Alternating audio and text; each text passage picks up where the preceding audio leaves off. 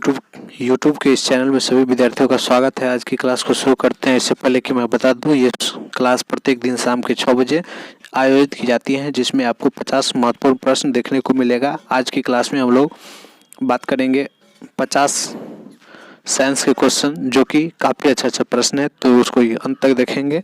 चूँकि ये आपका बहुत ही अच्छा प्रश्न इसमें सम्मिलित किया गया है, आपके लिए है। जो भी बच्चे क्लास 8 में बिहार से बिलोंग्स कर रहे हैं, मेगा छात्रवृत्ति परीक्षा 2022 का एग्ज़ाम देंगे, उसके लिए विशेष करके ये वीडियो इम्पोर्टेंट होने वाला है। तो अंत तक बने रहेंगे, अंत तक देखेंगे। तो चलिए बिना किसी देरी का शुरू कर देते हैं इस क्लास को। पहला नंबर का प्रश्न होगा। प्रत्येक प्रश्न को जवाब देने के लिए आपको 10 सेकंड का समय दिया गया है, तो ध्यान रखें कि घड़ी को ऑफ होते ही जल्दी से आंसर आ जाना चाहिए। तो पहला प्रश्न है, एक तालाब में कागज की नाव तैर रही है, अगर पानी में एक पत्थर फेंका जाए तो क्या होगा?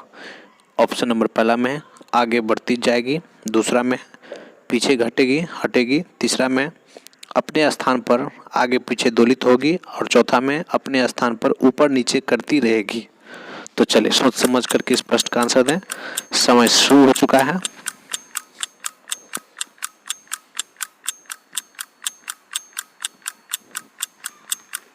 चलिए आपका समय समाप्त हो। मैं बता दूं कि इस प्रश्न का सही आंसर होगा ऑप्शन नंबर चौथा, यानी अपने स्थान पर ऊपर नीचे करती रहेगी। अगला प्रश्न दूसरा नंबर, यदि गैस का आयतन स्थिर रखा जाए तो गर्म करने पर गैस का दाब क्या होगा? बहुत ही अच्छा प्रश्न है। इसका ऑप्शन देखेंगे, स्थिर बना रहेगा, दूसरा में है बढ़ेगा, तीसरा में घटेगा, चौथा में है गैस के स्वभाव पर निर्भर करेगा। तो जल्दी से इस प्रश्न का आंसर दें, कम समय में आंसर दें। जो भी विद्यार्थी लाइव नहीं आए हैं, कृपया लाइव आ जाए। आज की क्लास का शुरू कर दिया गया है। बहुत ही अच्छा, जो भी कमेंट कर रहे हैं सभी का आंसर सही जा रहा है। आप लोग इसी तरह से प्रत्येक दिन शाम के 6 बजे लाइव आ जाएं और अपने मेहनत को जो है सो परखें कि आपका मेहनत कितना अच्छा है। चलिए घड़ी महोदय जी ऑन हो चुके हैं, कम से कम समय में इस प्रश्न का आंसर देंगे। चलिए अब मैं बता दूं कि इस प्रश्न का सही आंसर होगा ऑप्शन नंबर दूसरा, यानी बढ़ेगा। बहुत ही अच्छा प्रश्न था। अगला प्रश्न होगा, तीसरे नंबर का प्रश्न होगा, तो ध्यान दें। तीसरा प्रश्न, एक मछुआरे को समतल से 45 डिग्री के कोण पर एक मछली दिखाई पड़ रही है, वह किस एंगल पर यानी किस कोण पर, फोन लिखा गया है, किस कोण? तो जल्दी से इस प्रश्न का कमेंट करें। पहला ऑप्शन में दिया है 45 डिग्री, दूसरा में 45 डिग्री से छोटा, तीसरा में है 45 डिग्री से बड़ा, और चौथा में इनमें से कोई नहीं। तो जल्दी से इस प्रश्न का आंसर दें। काफ़ी अच्छा प्रश्न है। कह कि एक मछुआरा को समतल से 45 डिग्री के कोण पर एक मछली दिखाई पड़ रही है, वह किस कोण पर अपना भाला फेंके जिससे मछली मर पड़े? तो जल्दी से इस प्रश्न का आंसर दें। काफ़ी अच्छा प्रश्न है। आपको इस सेट में एक से एक बढ़ करके अच्छा प्रश्न देखने को मिलेगा, तो अंत तक देखेंगे। मैं बता दूं, इस प्रश्न का आंसर ऑप्शन नंबर तीसरा होगा, यानी 45 डिग्री ग्रेटर देन 45 डिग्री। बहुत ही अच्छा प्रश्न। अगला प्रश्न होगा चौथे नंबर का प्रश्न, तो ध्यान से सुने। किसी टॉर्च में सेलों को किस तरह जोड़ा जाता है? टॉर्च के सेल को बोला जा रहा है कि किस तरह जोड़ा जाता है। ऑप्शन नंबर पहला में समांतर क्रम में, दूसरा में है श्रेणी क्रम में, तीसरा में है वायनिस्ट विधि, और चौथा में इनमें से कोई नहीं। तो चलिए जल्दी से बिना किसी देर का इस प्रश्न का आंसर दें। काफ़ी अच्छा प्रश्न है, जो कि पूछा गया प्रश्न है, प्रीवियस ईयर प्रश्न है। अभी हम लोग जितने भी क्वेश्चन करवा रहे हैं सभी का सभी प्रीवियस ईयर करवा रहे हैं। आगे जो बताएंगे वो टॉपिक वाइज बताएंगे, तो इन सभी प्रश्नों को सॉल्व करें। आप लोग इसमें रुचि बढ़ाएं, आप लोग को याद हो जाना चाहिए ये सभी प्रश्न।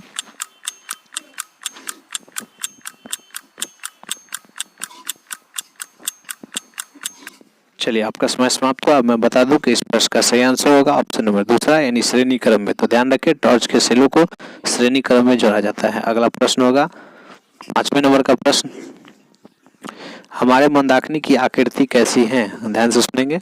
हमारी मंदाकिनी की आकृति कैसी है? ऑप्शन नंबर पहला में दीर्घवृत्ताकार, दूसरा में है वृत्तीय, तीसरा में है सर्पिल, चौथा में प्रावलीय। तो जल्दी से बिना किसी लेट का इस प्रश्न का आंसर दें।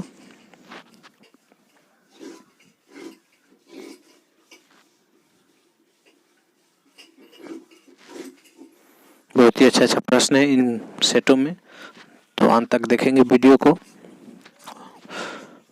आप लोग का जो है सो लाइक बहुत कम आ रहा है, तो लाइक करें, अगर वीडियो अच्छा लगता है तो लाइक करें उसको।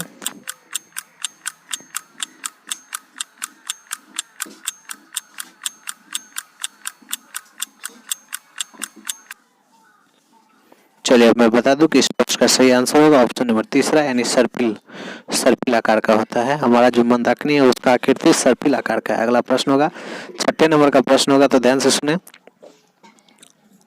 निम्नलिखित में से कौन टिंडल प्रभाव को प्रदर्शित करता है? ध्यान से सुनेंगे। निम्नलिखित में से कौन टिंडल प्रभाव को प्रदर्शित करता है? ऑप्शन नंबर पहला में है नमक का विलयन, दूसरा में है दूध, तीसरा में सोडियम कार्बोनेट का विलयन, चौथा में स्टार्च का विलयन। तो जल्दी से बिना किसी लेट का इस प्रश्न का आंसर देंगे। काफी अच्छा प्रश्नों का संग्रह है, अंत तक बने रहें, इस सेट को अंत तक देखें।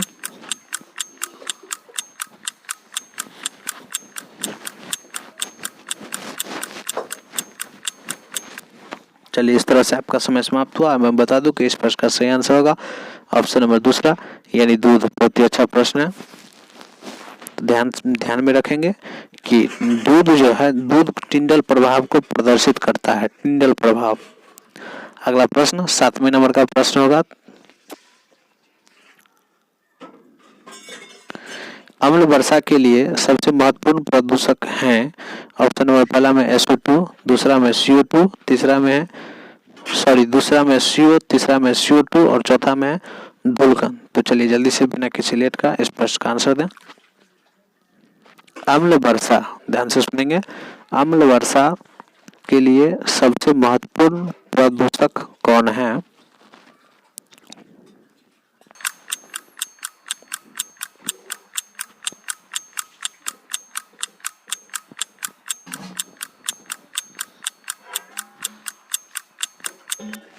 चलिए इस प्रश्न का सही आंसर होगा ऑप्शन नंबर पहला, यानी SO2 इस प्रश्न का सही आंसर होगा। अगला प्रश्न 8वें नंबर का प्रश्न होगा, तो ध्यान से सुनेंगे। सौर ऊर्जा का स्रोत क्या है? गौर से सुनेंगे, सौर ऊर्जा का स्रोत क्या है? ऑप्शन नंबर पहला में है नाभिकीय विखंडन, दूसरा में नाभिकीय संलयन, तीसरा में है नाभिकीय विखंडन एवं संलयन दोनों, चौथा में है दोनों का उत्पाद। तो चलिए जल्दी से बिना किसी लेट का इस प्रश्न का आंसर दें। आपको बता दें कि ये टेस्ट प्रत्येक दिन शाम के 6 बजे आयोजित होती है, जिनमें आपको 50 महत्वपूर्ण प्रश्न करवाया जाता है।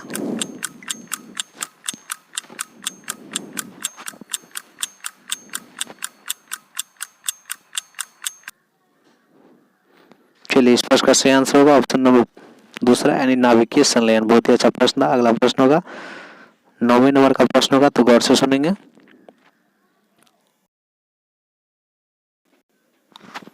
लोहे में जंग लगना किस प्रकार का अभिक्रिया है? ध्यान से सुनेंगे, लोहे में जंग लगना किस प्रकार का अभिक्रिया है? ऑप्शन नंबर पहला में प्रकाश रसायन अभिक्रिया, दूसरा में विद्युत रासायनिक अभिक्रिया, तीसरा में विद्युत अपघटन अभिक्रिया, चौथा में उष्मादोषी अभिक्रिया। तो जल्दी से इस प्रश्न का आंसर दें।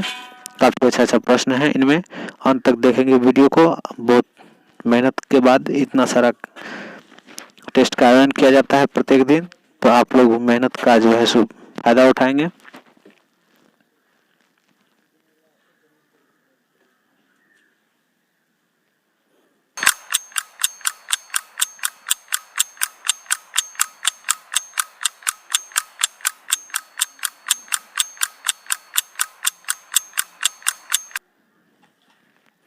चलिए इस तरह आपका ऑप्शन नंबर चौथा इस प्रश्न का सही आंसर होगा, यानी उष्मा दोषी अभिक्रिया। बहुत ही अच्छा प्रश्न था। अब अगला प्रश्न 10वें नंबर का प्रश्न होगा, तो ध्यान से सुनेंगे। प्रकाश संश्लेषण तथा शोषण दोनों ही क्रियाओं में आवश्यकता होती है। ऑप्शन नंबर पहला में सूर्य प्रकाश, दूसरा में रॉड कोशिका, तीसरी में है राति रंजन, चौथा में सभी। तो जल्दी से इस प्रश्न का आंसर दे बिना किसी लेट का।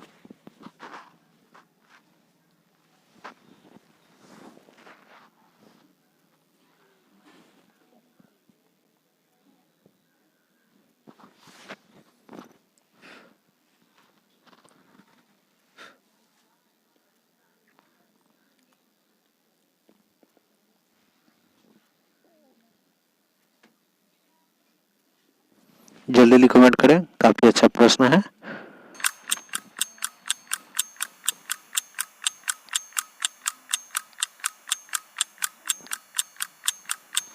चलिए, इस तरह से आपका समय समाप्त हुआ। मैं बता दूं कि इस प्रश्न का सही आंसर होगा ऑप्शन नंबर तीसरा यानी राति रंजन। बहुत ही अच्छा प्रश्न था। अगला प्रश्न होगा 11वें नंबर का, तो याद रखें।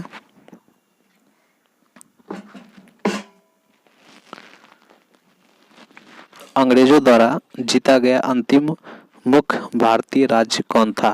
बहुत ही अच्छा प्रश्न है। ऑप्शन नंबर पहला में मैसूर, दूसरा में नागपुर, तीसरा में पंजाब, चौथा में अवध। तो जल्दी से बिना किसी लेट का इस प्रश्न का आंसर देंगे।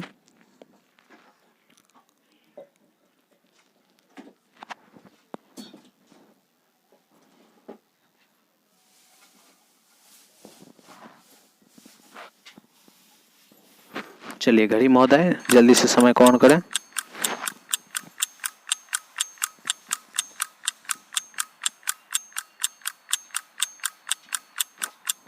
चलिए, अब मैं बता दूं कि इस प्रश्न का सही आंसर होगा ऑप्शन नंबर चौथा यानी अवध। बहुत ही अच्छा प्रश्न। अगला प्रश्न 12वें नंबर का प्रश्न होगा, तो ध्यान से सुनेंगे।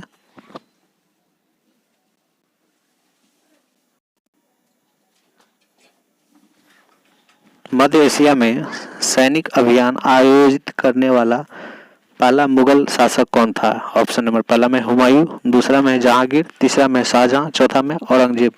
तो चलिए जल्दी से बिना किसी लेट का इस प्रश्न का आंसर दें।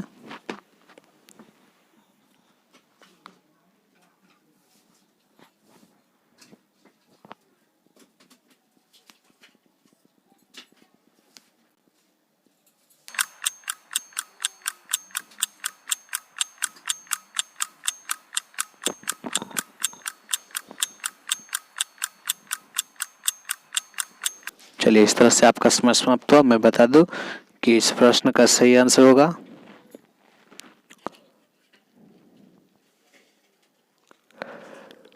ऑप्शन दूसरा जहांगीर। काफी अच्छा प्रश्न था। अगला प्रश्न होगा 13 नंबर से, तो ध्यान रखें।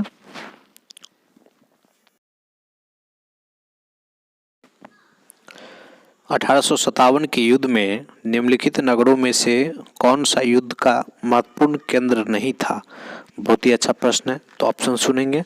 पहला ऑप्शन में दिल्ली, दूसरा में लखनऊ, तीसरा में नागपुर और चौथा में अमृतसर। तो चलिए बिना किसी देर का इस प्रश्न का जल्दी से कमेंट करें।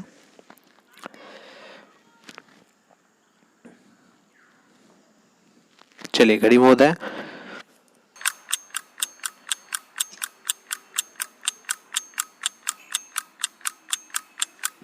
बहुत ही अच्छा। कुछ व्यक्ति का कमेंट सही आ रहा है, इसी तरह से आप लोग कमेंट करते रहेंगे।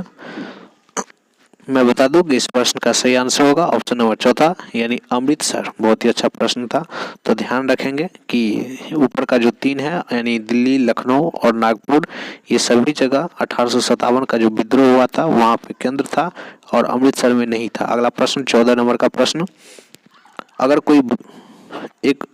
कोई वस्तु एक समान चाल से गमन करता है तब दूरी समय ग्राफ क्या होगा? बहुत ही अच्छा प्रश्न है, फिजिक्स का प्रश्न है।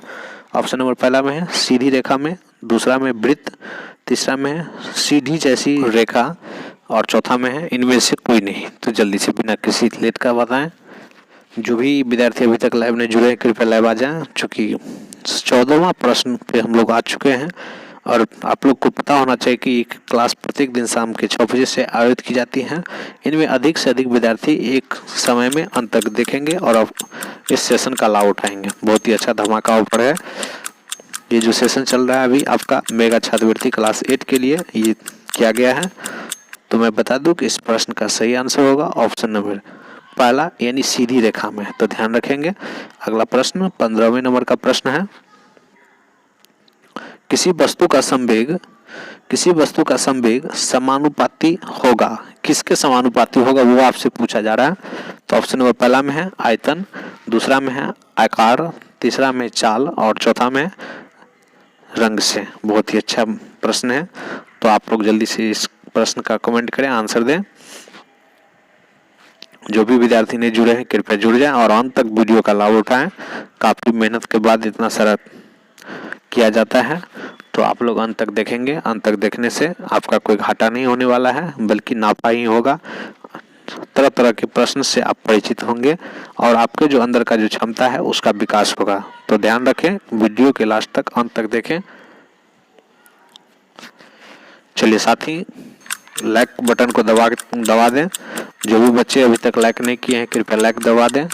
लाइक की जो संख्या देख रहे हैं बहुत ही कम देख रहे हैं। तो चलिए अब मैं बता दूं कि इस प्रश्न का सही आंसर होगा ऑप्शन नंबर पहला, यानी आयतन। बहुत ही अच्छा प्रश्न, यानी किसी वस्तु का संवेग समानुपाती होगा किसके, तो आयतन का। बहुत ही अच्छा प्रश्न। अगला प्रश्न 16वां नंबर का प्रश्न, तो ध्यान रखेंगे। गुरुत्वाकर्षण के कारण त्वरण का मान 9.8 मीटर प्रति सेकेंड स्क्वायर होता है कहाँ पर। बहुत ही अच्छा प्रश्न है। पहला ऑप्शन में है पृथ्वी के सतह के ऊपर, दूसरा में है पृथ्वी की सतह पर, तीसरा में है पृथ्वी की सतह के नीचे और चौथा में है पृथ्वी के केंद्र पर। तो जल्दी से बिना किसी लेट का आप लोग कमेंट करेंगे। काफी अच्छा प्रश्न है। इन प्रश्नों को आपको देखते ही आंसर आ जाना चाहिए। ये प्रश्न बार बार रिवाइज हो रहा है, प्रत्येक एग्जाम में देखने को मिल रहा है। कुछ न कुछ सेट में, लगभग सेट में देख रहे हैं ये प्रश्न समान आ रहा है। तो इस प्रश्न को आप लोग गलती नहीं करेंगे, जल्दी से आंसर देंगे कि जी का मान 9.8 कहाँ पे होता है। तो चलिए मैं बता दूं कि इस प्रश्न का सही आंसर होगा पृथ्वी की सतह पर जी का मान जो होता है 9.8 मीटर प्रति सेकंड स्क्वायर होता है। बहुत ही अच्छा प्रश्न। अगला प्रश्न 17वें नंबर का प्रश्न होगा, तो ध्यान से सुनेंगे।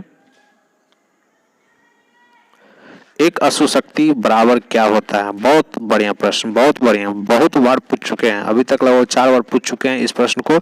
इसलिए पूछ चुके हैं कि ये प्रश्न बार बार आया हुआ है और उम्मीद है कि आगे भी आएगा। तो इसीलिए जल्दी से आप लोग बिना किसी लेट का इस प्रश्न का आंसर देंगे।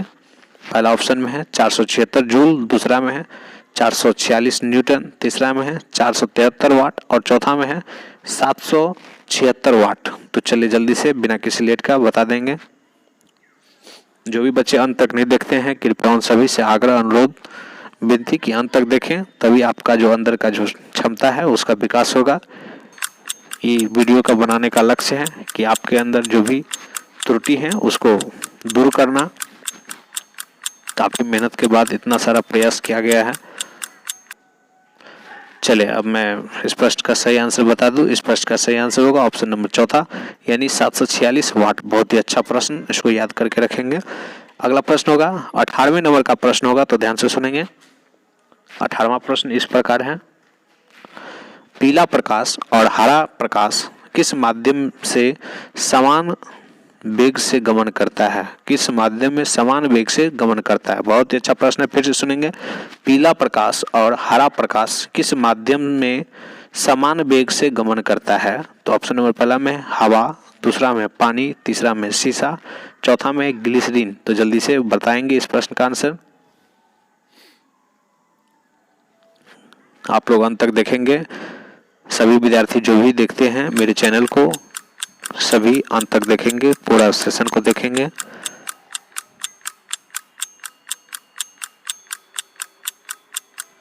चलिए इस तरह से आपका समय समाप्त हुआ। जल्दी से कमेंट करें। कुछ व्यक्ति का कमेंट आ गया है, बिल्कुल सही है। जो भी पढ़ा है वो सभी का सही जा रहा है। आप लोग इसीलिए कहते हैं कि कम से कम देखिए क्वेश्चन किस तरह से पूछते हैं।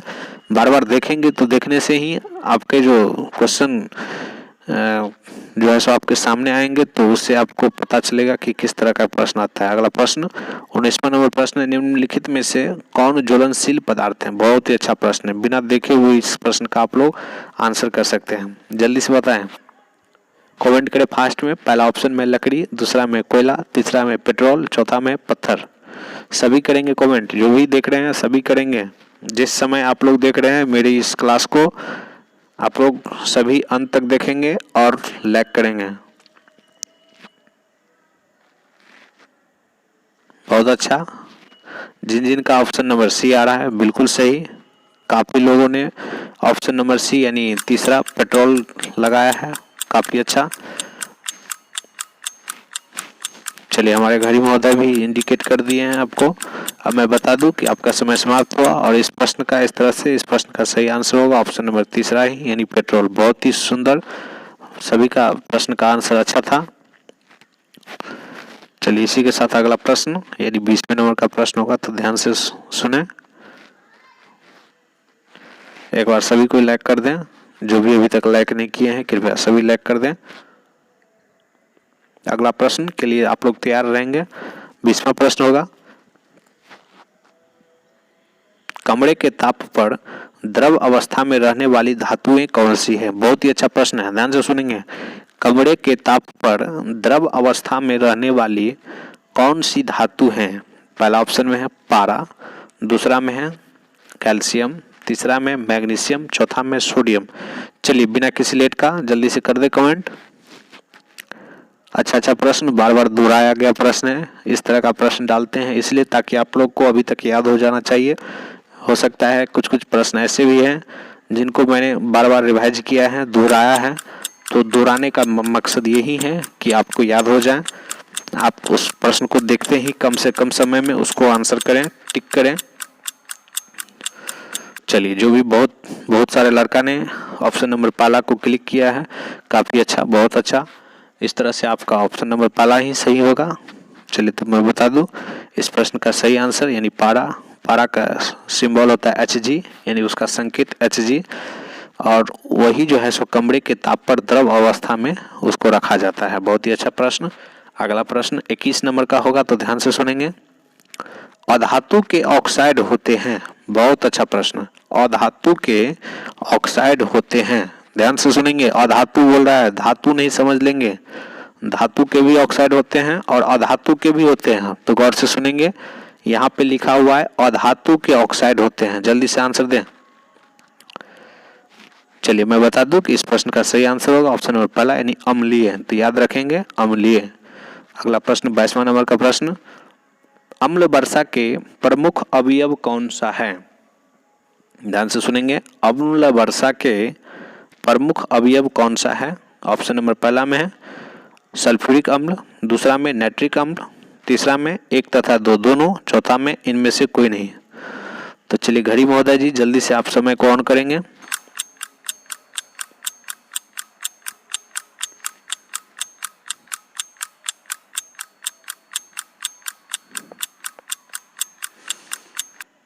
चलिए इस तरह से आपका समय समाप्त हुआ। कुछ लड़के का कमेंट एकदम सही जा रहा है।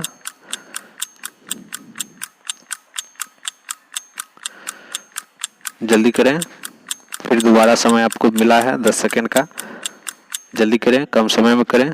तो इस तरह से मैं बता दूं कि इस प्रश्न का सही आंसर ऑप्शन नंबर तीसरा यानी ऊपर का जो 1 है और 2 है वो दोनों सही है। ठीक है, उन्हीं दोनों के कारण अम्ल वर्षा होता है। बहुत ही अच्छा प्रश्न। अगला प्रश्न 23वें नंबर का होगा, निम्नलिखित में से कौन नवीकरणीय प्राकृतिक संपत्ति है? ध्यान से सुनेंगे। पहला ऑप्शन में है पेट्रोलियम, दूसरा में प्राकृतिक गैस, तीसरा में वायु और चौथा में है कोयला। तो जल्दी से बताएंगे। जो भी अभी तक लाइव नहीं जुड़े हैं कृपया लाइव आ जाए और साथ ही अंत तक देखेंगे वीडियो को। काफ़ी मेहनत के बाद इतना सारे प्रश्नों को इकट्ठा किया जाता है और आपके सामने नए नए प्रश्नों को प्रस्तुत किया जाता है। इन सभी में काफ़ी ज़्यादा मेहनत, समय खर्च होती है, तो इसीलिए आप लोग अंत तक देखेंगे वीडियो और सभी सफल होंगे।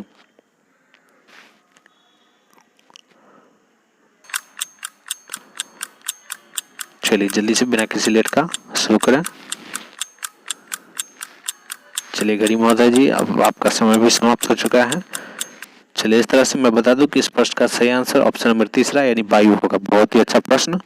अगला प्रश्न 24 नंबर का प्रश्न है, तो ध्यान से सुनेंगे। पेड़ पौधे कौन सी गैस का अवशोषण प्रकाश संश्लेषण प्रक्रिया में करते हैं? बहुत ही अच्छा प्रश्न। कह रहा है कि पेड़ पौधा जो है सो कौन सी गैस को शोषण करते हैं प्रकाश संश्लेषण की क्रिया में? तो पहला ऑप्शन है ऑक्सीजन, दूसरा है नाइट्रोजन, तीसरा है कार्बन डाइऑक्साइड, चौथा है हाइड्रोजन। ध्यान से प्रश्न को पढ़ें। पेड़ पौधे कौन सी गैस का अवशोषण प्रकाश संश्लेषण प्रक्रिया में करते हैं? यानी जिस समय भोजन बनाते रहते हैं उस समय कौन सी गैस का प्रयोग करते हैं? बहुत अच्छा जवाब। जिन का ऑप्शन नंबर सी मारे हैं काफ़ी अच्छा, बहुत अच्छा। इस प्रश्न का सही आंसर ऑप्शन नंबर तीसरा ही होगा यानी कार्बन डाइऑक्साइड ही इस प्रश्न का सही जवाब होगा। बहुत ही अच्छा। अगला प्रश्न 25 नंबर, अंत तक देखेंगे आप लोग। इसी तरह से अच्छा प्रश्न आपके सामने होंगे। सीमेंट के उत्पादन में कौन सी गैस निकलती है? ध्यान से सुनेंगे। सीमेंट के उत्पादन में कौन सी गैस निकलती है? ऑप्शन नंबर 1 में है सल्फर, 2 में है कार्बन डाइऑक्साइड, 3 में है नाइट्रोजन ऑक्साइड, 4 में है ऑक्सीजन। तो चलिए, जो भी अभी तक कमेंट नहीं किए हैं जल्दी से कमेंट करें।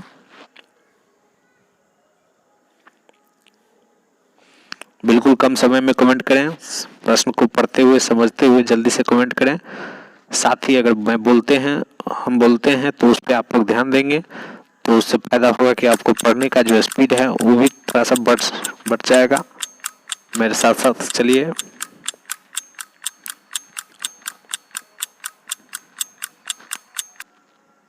मैं बता दूं कि इस प्रश्न का सही आंसर होगा ऑप्शन नंबर 2 यानी कार्बन डाइऑक्साइड।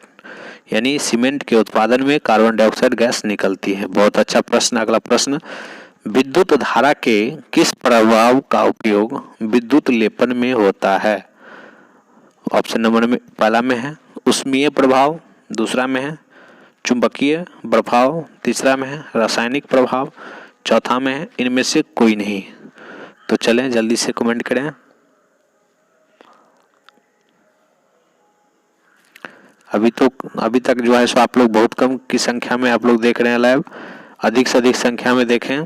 जो भी अपने आस पड़ोस अगल बगल हैं उन सभी सहपाठियों को बोलें कि इस समय 6 बजे लाइव देखें। अधिक से अधिक संख्या में कमेंट करें। सभी को मौका मिलना चाहिए, सभी को फायदा होना चाहिए। ये वीडियो किसी एक के लिए नहीं बनाया जा रहा है, सभी के लिए बनाया जा रहा है। तो जो भी आपके सहपाठी हैं, जो आपके ग्रामीण हैं, उन सभी को बोलें कि अधिक से अधिक समय में इस वीडियो को देखें और अपना ज्ञान को अर्जित करें।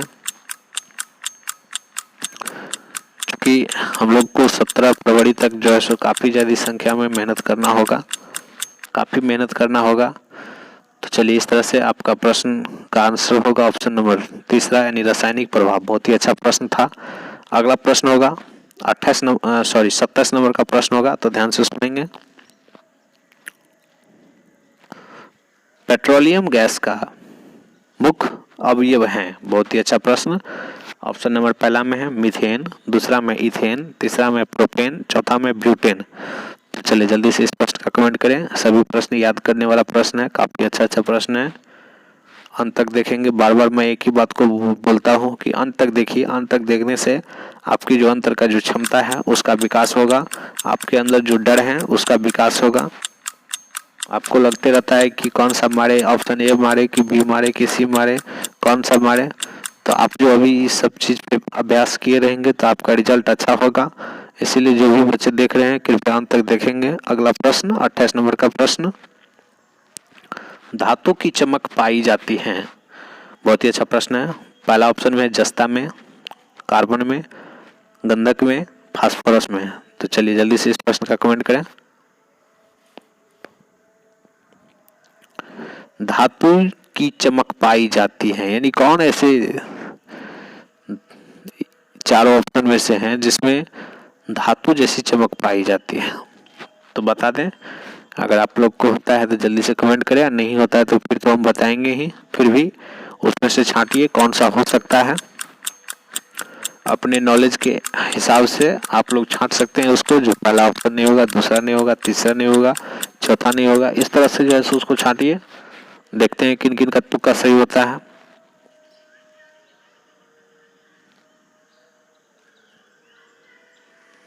चलिए बहुत बढ़िया, सभी का सभी तरह का आंसर आ रहा है।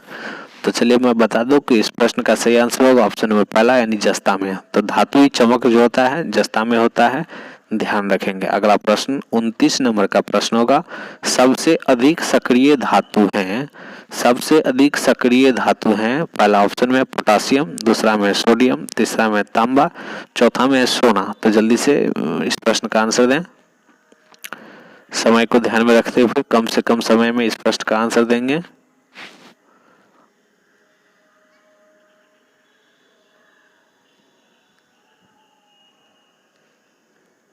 चलिए बहुत बढ़िया, कुछ व्यक्ति का आंसर सही जा रहा है, कुछ सोडियम लगा रहे हैं, कुछ पोटासियम लगा रहे हैं।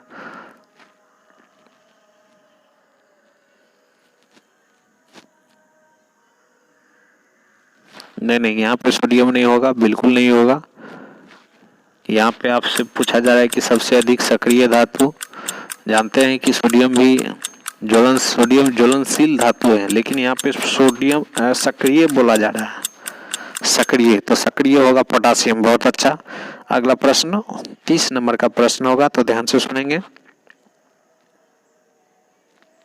पक्षियों तथा चमगादड़ के पंख समान कार्य करते हैं, किन इनके बारे में कहा जा सकता है कि वे समविवर्ती हैं, दूसरा में है समजात हैं, तीसरा में समतुल्य है, चौथा में इनमें से कोई नहीं। तो जल्दी से देखें आप लोग का क्या आंसर आ रहा है।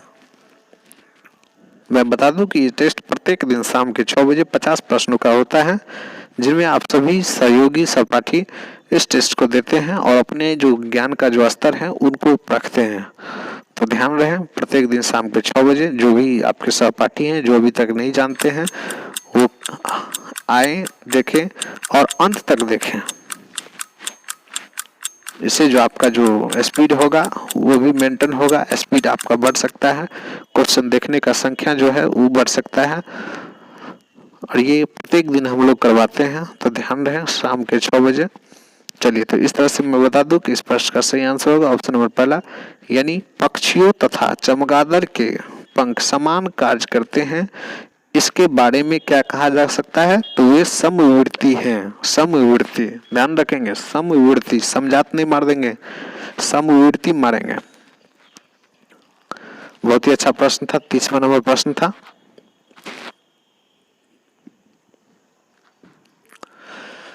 इस तरह से हम लोग अब चलेंगे अगले प्रश्न की ओर, यानी 31वें नंबर प्रश्न। इस सेट में 50 प्रश्न होंगे, जो कि एक से बढ़कर के एक प्रश्न होंगे।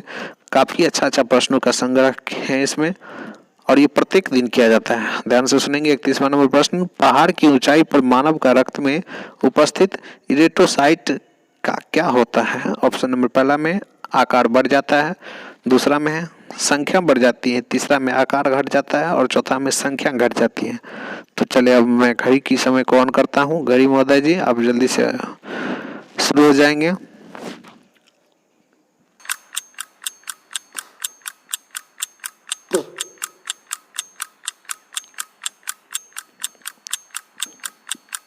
चलिए, आपका समय समाप्त हुआ। मैं बता दूं कि इस प्रश्न का सही आंसर होगा ऑप्शन नंबर दूसरा, यानी संख्या बढ़ जाती है। बहुत ही अच्छा बात। अगला प्रश्न 32 नंबर का होगा, तो ध्यान से सुनेंगे। निम्नलिखित वर्णित किस रंग के प्रकाश की तरंग लंबाई सबसे कम होती है। काफी अच्छा प्रश्न है ये, इससे प्रश्न पूछा जाता है, बार बार एग्जाम में पूछा जाता है, कभी कम पूछता है तो कभी अधिक पूछता है। तो ध्यान रखेंगे। तो पहला ऑप्शन में है बैगनी रंग, दूसरा में है हरा, तीसरा में पीला, चौथा में लाल। तो जल्दी से बताएंगे। मैं बता दूं कि इस प्रश्न का सही आंसर होगा ऑप्शन नंबर पहला, यानी बैगनी। और ध्यान रखें कि अगर अधिक पूछे, जैसे प्रकाश की तरंग की लंबाई सबसे अधिक होती है, तो वो हो जाएगा लाल रंग में। और यहाँ पे पूछा जा रहा है कि प्रकाश की तरंग की लंबाई सबसे कम होती है, इसीलिए यहाँ पे आंसर होगा बैगनी रंग। तो याद रखेंगे। बहुत ही अच्छा प्रश्न। अगला प्रश्न 33 नंबर का प्रश्न होगा, तो ध्यान से सुने। प्रकाश की एक किरण समतल दर्पण पर आपतित होती है, यह परावर्तित होने पर अपने पुराने पथ से 90 डिग्री कोण से विचलित हो जाते हैं। तो इसका आपतन कोण क्या होगा, जो हम पढ़े हैं उस पर गौर करेंगे। पहला ऑप्शन में है 30 डिग्री, दूसरा में 45 डिग्री, तीसरा में 60 डिग्री, चौथा में 90 डिग्री। मैं एक बार और प्रश्न को पढ़ देता हूँ। प्रकाश की एक किरण समतल दर्पण पर आपतित होती है, यह परावर्तित होने पर अपने पुराने पथ से 90 डिग्री कोण से विचलित हो जाते हैं। इस प्रकार आपतन कोण का मान क्या होगा। जब भी आपसे आपतन कोण पूछे तो डायरेक्ट जो दिया है 90 डिग्री उसका आधा कर देंगे, यानी इस प्रश्न का सही आंसर हो जाएगा 45 डिग्री। काफी अच्छा प्रश्न। अगला प्रश्न होगा 34 नंबर का प्रश्न, तो ध्यान से सुनेंगे।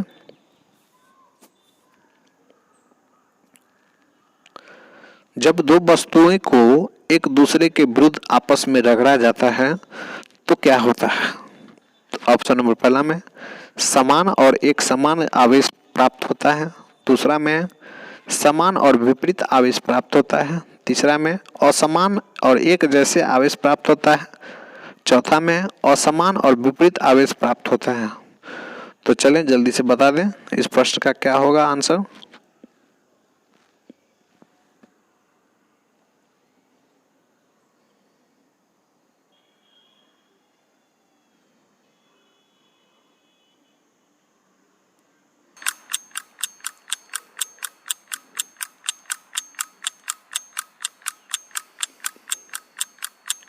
मैं बता दूं कि इस प्रश्न का सही आंसर होगा समान और विपरीत आवेश प्राप्त होता है, यानी ऑप्शन नंबर दूसरा। बहुत ही अच्छा प्रश्न। अगला प्रश्न 35 नंबर का प्रश्न होगा, तो ध्यान से सुनेंगे। निम्नलिखित में से कौन सा पादप हार्मोन है? बहुत ही अच्छा प्रश्न, ये जीव विज्ञान से प्रश्न को उठाया गया है। तो पहला ऑप्शन में इंसुलिन, दूसरा में थायरॉक्सिन, तीसरा में एंड्रोजन, चौथा में है साइटोकिनिन। तो जल्दी से बता देंगे, क्योंकि अच्छा प्रश्न है, सभी प्रश्न पूछा गया प्रश्न है, बार बार प्रश्न पूछा जाता है, इसी तरह का प्रश्न पूछा जाता है। तो इन सभी प्रश्नों को आप लोग मिस नहीं करेंगे, याद रखेंगे लंबे समय तक।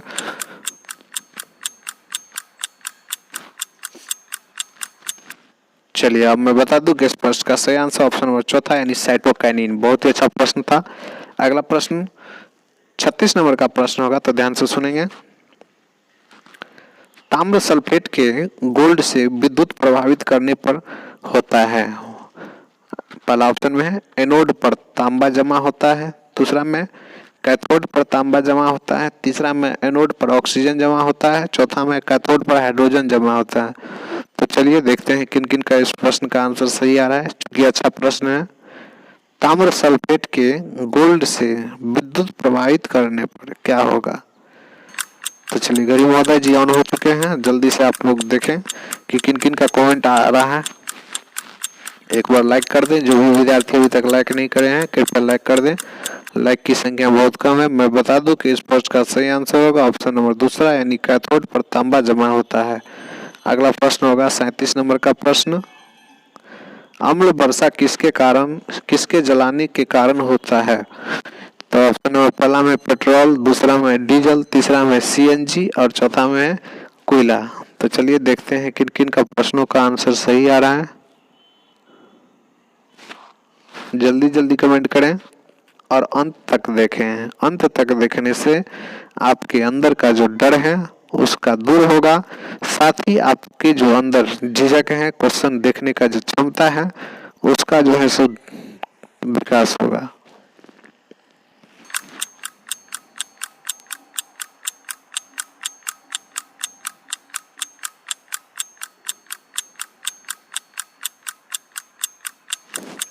चलिए इस तरह से आपका सही आंसर होगा ऑप्शन नंबर चौथा यानी कोयला। बहुत ही अच्छा प्रश्न। अगला प्रश्न 38 नंबर का, तो ध्यान से सुनेंगे।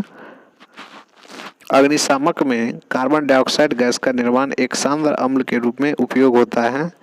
उस अम्ल का नाम बताएं जो इस प्रक्रिया में भाग लेता है। पहला ऑप्शन में है H2SO4 यानी सांद्र H2SO4, दूसरा में सांद्र HCl, तीसरा में सांद्र HNO3, चौथा में इनमें से कोई नहीं।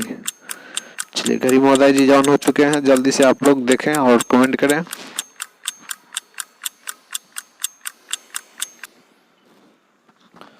चलिए इस प्रश्न का सही आंसर होगा ऑप्शन नंबर पहला यानी सांद्र H2SO4। काफी अच्छा प्रश्न।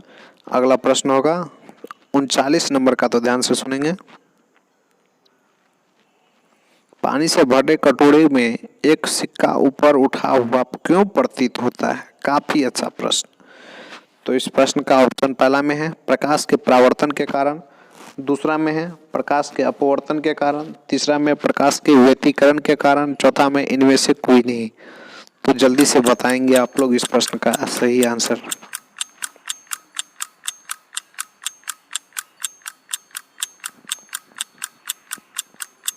चलिए मैं बता दूं कि इस प्रश्न का सही आंसर ऑप्शन नंबर दूसरा यानी प्रकाश के अपवर्तन के कारण। बहुत ही अच्छा प्रश्न। अगला प्रश्न 40 नंबर का, तो ध्यान से सुनेंगे। अगर किसी व्यक्ति को दूर की वस्तुएं साफ साफ ना दिखाई पड़ती हो तो उसे किस प्रकार की दृष्टि दोष है? ऑप्शन नंबर पहला में निकट दृष्टि दोष, दूसरा में है दूर दृष्टि दोष, तीसरा में जरा दृष्टि दोष और चौथा में इनमें से कोई नहीं। तो चलिए जल्दी से इस प्रश्न का आंसर दें। काफी अच्छा प्रश्नों का ये संग्रह आप लोग देखना ना भूलेंगे शाम के 6 बजे। काफी अच्छा, बहुत ही मेहनत के बाद इतना सारा बनाया जाता है। आप लोग अंत तक देखेंगे, बार बार मैं विनती करता हूँ आप लोगों से कि अंत तक देखेंगे, ताकि आप लोग जब पास हो जाए तो मेरा नाम लें। चलिए मैं बता दूं कि इस प्रश्न का सही आंसर होगा ऑप्शन नंबर पहला, यानी निकट दृष्टि दोष। बहुत ही अच्छा। अगला प्रश्न,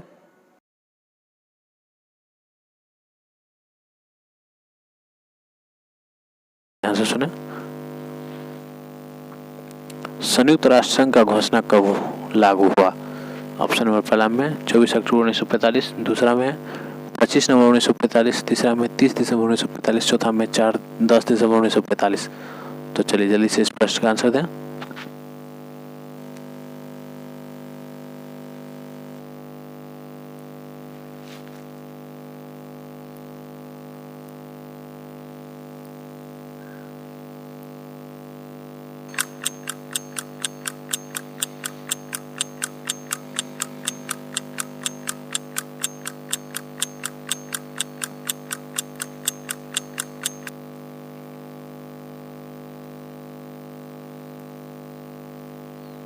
चलिए इस प्रश्न का सही आंसर होगा ऑप्शन नंबर पहला, यानी 24 अक्टूबर 1945। अगला प्रश्न 42 नंबर का प्रश्न होगा, तो ध्यान से सुनेंगे।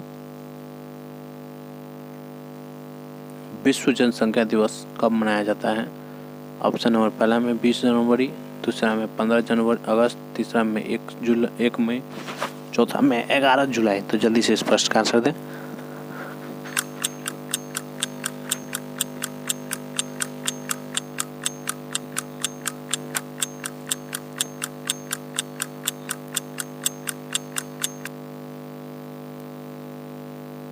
चलिए मैं बता दूं कि इस प्रश्न का सही आंसर होगा ऑप्शन नंबर चौथा, यानी 11 जुलाई। बहुत ही अच्छा प्रश्न था। अगला प्रश्न 43 नंबर का होगा।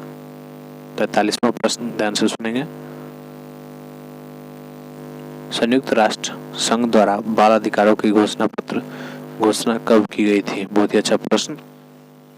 ऑप्शन नंबर पहला में है 1449 में, दूसरा में 1445, तीसरा में 1959, तीसरा में है इनमें से कोई नहीं।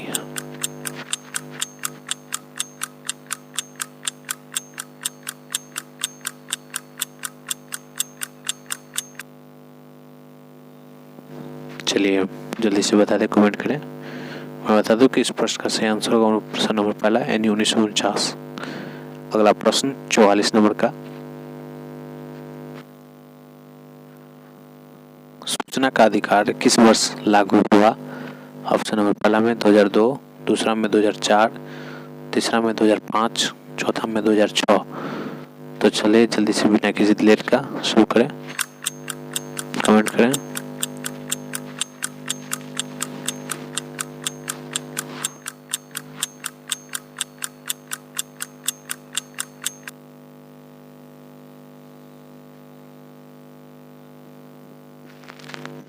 चलिए इस प्रश्न का सही आंसर होगा ऑप्शन नंबर तीसरा, यानी 2005। बहुत ही अच्छा प्रश्न। अगला प्रश्न 44 नंबर का।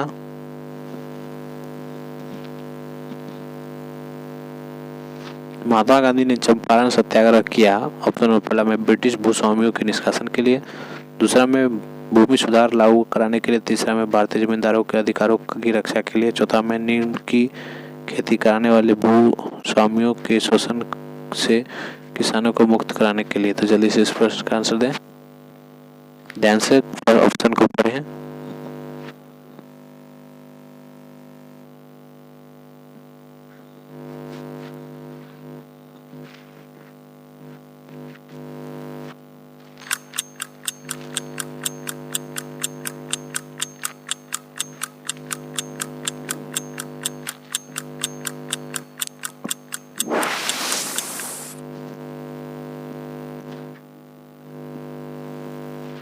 आपका समय समाप्त हो। मैं बता दूं कि इस प्रश्न का सही आंसर होगा ऑप्शन नंबर चौथा, यानी नील की खेती कराने वाले भूस्वामियों के शोषण से किसानों को मुक्त कराने के लिए। अगला प्रश्न 46 नंबर का प्रश्न होगा। भारतीय अर्थव्यवस्था किसे कहते हैं? ऑप्शन नंबर पहला में है निजी अर्थव्यवस्था, पूंजीवादी अर्थव्यवस्था को, तीसरा में मिश्रित अर्थव्यवस्था को, चौथा में इनमें से कोई नहीं। तो जल्दी से इस प्रश्न का आंसर करें।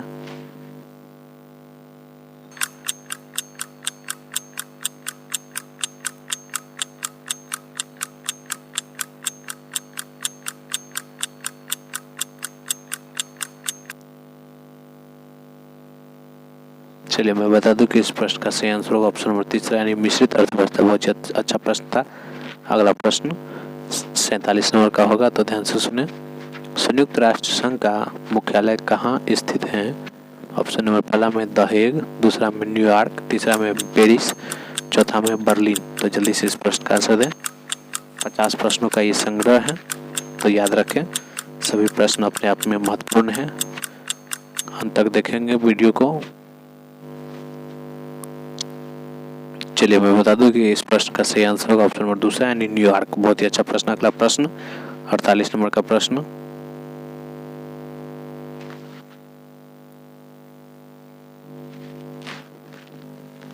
संविधान के किस धारा में 14 वर्ष की आयु तक के बच्चों को निःशुल्क एवं अनिवार्य शिक्षा दी जाती है? बहुत ही अच्छा प्रश्न है। तो इसका ऑप्शन में पहला में धारा 1 41, दूसरा में 45, 42, 52 और 49। तो जल्दी से इस प्रश्न का आंसर दें कि कौन सा धारा होगा 41, 42, 41, 45, 52, 49 में। चलिए मैं बता दूं कि इस प्रश्न का सही आंसर ऑप्शन नंबर दूसरा, यानी धारा 45 होगा। अगला प्रश्न 49 नंबर का प्रश्न।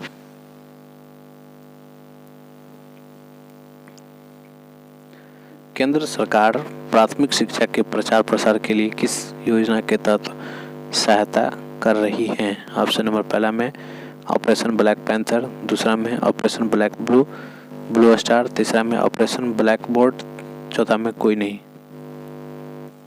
तो जल्दी से बिना किसी लेट का कमेंट करें। ये आपका 49वां क्वेश्चन है, याद रहे।